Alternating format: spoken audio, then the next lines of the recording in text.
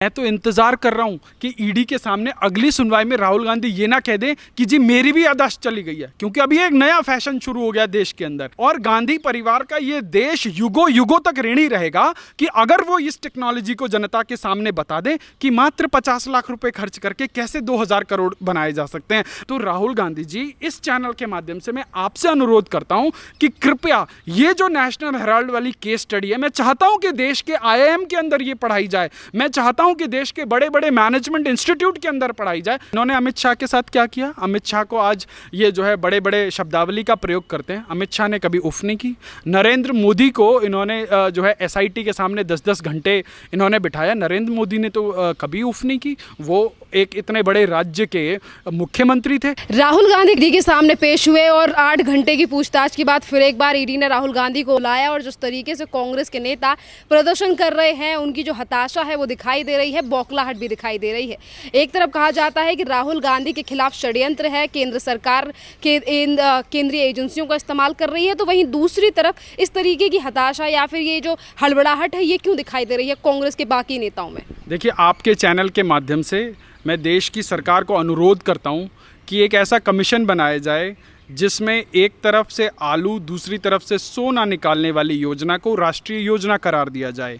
एक तरफ 50 लाख रुपए डाल के दूसरी तरफ 2000 करोड़ की संपत्ति बनाने की योजना का राष्ट्रीयकरण कर दिया जाए और उस आयोग का चेयरमैन आदरणीय राहुल गांधी जी को बना दिया जाए, क्योंकि कांग्रेस ही एक ऐसी पार्टी है और कांग्रेस की सहयोगी ऐसी पार्टी हैं जिनके अंदर ऐसे ऐसे क्रांतिकारी किसान नेता हुए हैं जो लोग अपने घर के पीछे वाले छोटे से बगीचे में, अपने घर के बालकनी में रखे हुए गमलों में गोभी और जो है सैकड़ों करोड़ रुपए की जो है फसल उगाकर जो है वो किसान साबित होते हैं और देश की कोर्टों के अंदर जाके बताते हैं कि हमने जो है ये हमारी एग्रीकल्चरल इनकम है। तो मैं चाहता हूं कि देश की जनता को ये टेक्नोलॉजी मिलनी चाहिए, देश के युवाओं को ये टेक्नोलॉजी मिलनी चाहिए, देश के किसानों को ये टेक्नोलॉजी मिलनी चाहिए कि घर के गमलों में कैसे करोड़ों रुपए की गोभी उगाई जा सकती है, घर के पीछे वाले बगीचे में कैसे करोड़ों रुपए के जो है बैंगन उगाए जा सकते हैं और उसके बाद उसको जो है कृषि जन्य आय बताकर उस पर जो है टैक्स की रिबेट ली जा सकती है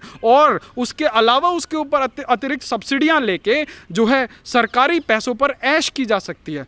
अब बात करते हैं नेशनल हेराल्ड केस की। ये इतना मज़ेदार केस है कि आप इसकी गहराई में जितना जाएंगी आपको आनंद ही आनंद का अनुभव होगा, क्योंकि चिचा नेहरू एक अखबार चलाते थे जिसका नाम था नेशनल हेराल्ड और वो क्योंकि चिचा नेहरू बहुत ही जो है प्रतिभावान नेता थे, जो है देश को आगे बढ़ाने में उनका बहुत बड़ा योगदान है, क्योंकि कांग्रेसियों को लगता है कि इस देश के निर्माण में सिर्फ गांधी और नेहरू परिवार के अलावा किसी ने कोई कंट्रीब्यूशन ही नहीं किया। जैसे इस देश में राजीव जी जो है कंप्यूटर लाए थे और वैसे ही चिचा नेहरू ने इस देश को जो है नेशनल हेराल्ड दिया, IIM दिया, IHM दिया, IIT दिया। मुझे लगता है सिर्फ इसी परिवार ने देश के लिए कुछ किया और तो किसी ने कुछ किया ही नहीं। अब बात आती है नेशनल हेराल्ड केस की कि नेशनल हेराल्ड केस में क्या हुआ। भाई AGI करके जो है एक कंपनी नेशनल हेराल्ड को चलाती थी और पता लगा कि AGI जो है बड़े लॉस में चल रही है, 90 करोड़ रुपए का जो है उसको जो है घाटा हो गया और उसको जो है बंद करने की नौबत आ गई। फिर उसके बाद एक कंपनी पैदा हुई जिसको बोलते हैं यंग इंडियन, जिसके अंदर 76% जो है जो शेयर होल्डिंग थी वो जो है आदरणीय अध्यक्षा जी श्रीमती सोनिया गांधी, भारत की बहू और इकलौती बहू जिन्होंने जो है सर्वस्व अपने जीवन का इस देश के लिए दान कर दिया, उनकी और उनके जो है लायक सुपुत्र जो है श्री श्री राहुल गांधी जी महाराज की 76% की जो है इसमें हिस्सेदारी थी। उसके बाद जो बची हुई हिस्सेदारी थी वो मोतीलाल वोरा और ऑस्कर फर्नांडिस की थी।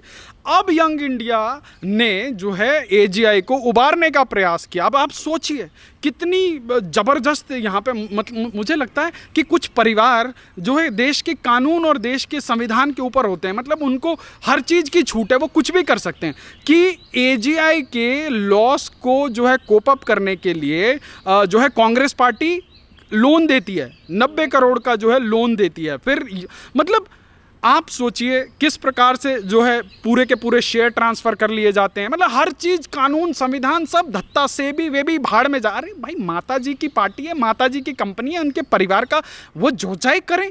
तो 50 लाख रुपए के मतलब 50 लाख रुपए देकर इन लोगों ने जो 2000 करोड़ की संपत्ति वाली जो है नेशनल हेराल्ड, जो मतलब जो भी पत्रिका या जो भी ये लोग बनाते हैं, छापते हैं, जो नहीं छापते हैं, जो व्हाटएवर दे डू, इन्होंने 2000 करोड़ की संपत्ति वाले उस कंपनी को गप्प कर लिया।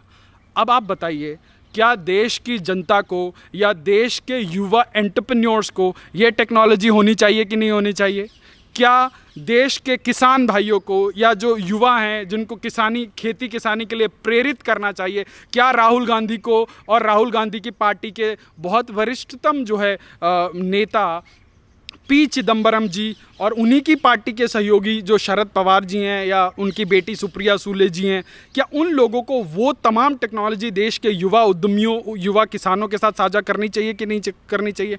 तो मुझे लगता है कि आज ये विषय, ये एक टीवी डिबेट का विषय नहीं, ये हर गली, नुक्कड़, चौक चौराहे, चाय की दुकान, पान की दुकान, हर स्टार्टअप करने वाले व्यक्तियों के बीच में ये डिस्कशन होना चाहिए कि एक तरफ आलू डालो तो दूसरी तरफ सोना कैसे निकले। और वो कौन बता सकता है? वो आदरणीय राहुल गांधी जी ही बता सकते हैं।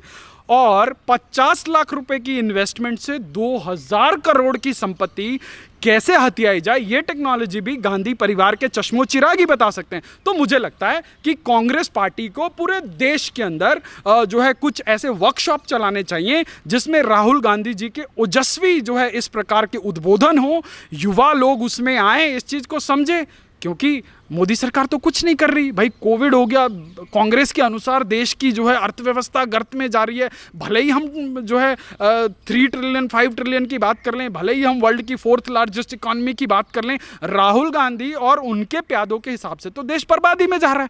तो राहुल गांधी जी, इस चैनल के माध्यम से मैं आपसे अनुरोध करता हूं कि कृपया ये जो नेशनल हेराल्ड वाली केस स्टडी है, मैं चाहता हूं कि देश के IIM के अंदर ये पढ़ाई जाए। मैं चाहता हूं कि देश के बड़े बड़े मैनेजमेंट इंस्टीट्यूट के अंदर पढ़ाई जाए। क्योंकि एक वो जीजा जी थे, वो भी जो है लाखों में संपत्ति खरीदते, करोड़ों अरबों की बना देते थे। तो ये मुझे लगता है कि ज्ञान का जो प्रचार प्रसार है वो समाज के अंतिम व्यक्ति तक होना चाहिए। और गांधी परिवार का ये देश युगों युगों तक ऋणी रहेगा कि अगर वो इस टेक्नोलॉजी को जनता के सामने बता दें कि मात्र 50 लाख रुपए खर्च करके कैसे 2000 करोड़ बनाए जा सकते हैं, मात्र जो है चंद गमलों के अंदर और घर के पीछे वाली बगिया में कैसे करोड़ों की जो है खेती की जा सकती है। नेशनल हेराल्ड का जो मामला है वो काफ़ी ज़्यादा पुराना है। अगर आज ईडी इसमें पूछताछ कर रही है, समन भेजे जा रहे हैं, चीज़ें उनके हाथ लग रही हैं, इसीलिए समन भेजा गया है, तो कांग्रेस पार्टी ये क्यों कहती है कि ये एजेंसियों का इस्तेमाल किया जा रहा है, वेंडेटा पॉलिटिक्स की जा रही है राहुल गांधी के खिलाफ? अब आप बताइए, वेंडेटा पॉलिटिक्स कौन करता है? जिन जिन राज्यों में कांग्रेस या कांग्रेस के गठबंधन की सरकारें हैं, वहाँ पर पत्रकारों के खिलाफ बेजा जो है शक्ति का प्रदर्शन होता है।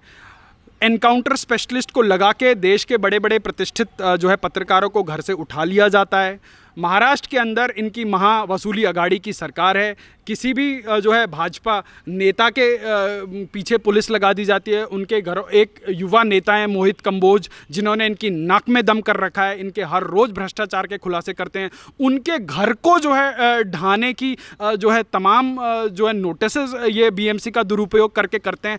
बड़े बड़े हिंदुत्व के दावे करने वाले भाई साहब वहाँ पे मुंबई के अंदर जो है दाऊद इब्राहिम की जो है तमाम बेनामी और संपत्तियां खड़ी हैं, वो इन लोगों के नज़र नहीं आती। परंतु वेंडेटा पॉलिटिक्स कौन कर रहा है? आप बताइए। 8 साल भाजपा की सरकार को हो गए, गांधी परिवार से कितने लोग जेल में गए?